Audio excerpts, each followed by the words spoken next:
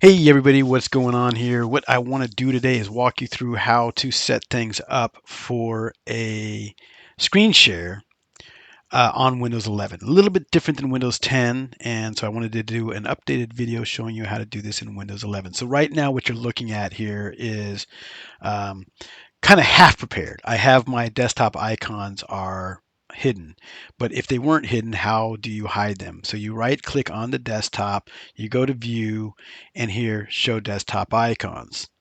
All right, and now we have our desktop icons. Now if I wanted to prepare for an actual screen share, typically I'm going to go and right click on this again and do show desktop icons so that when I'm doing this, you guys aren't seeing all my icons.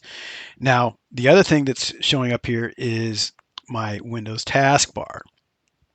Again, I prefer not to have this showing. I have it showing right now for the sole purpose of showing you how to hide it. So what you want to do is you want to right click on it, do taskbar settings. Once that opens up, right down here towards the bottom is taskbar behaviors. You want to click on that and it's going to open it up. Right here, this very first option is automatically hide the taskbar. And when we click on that, it now hides it.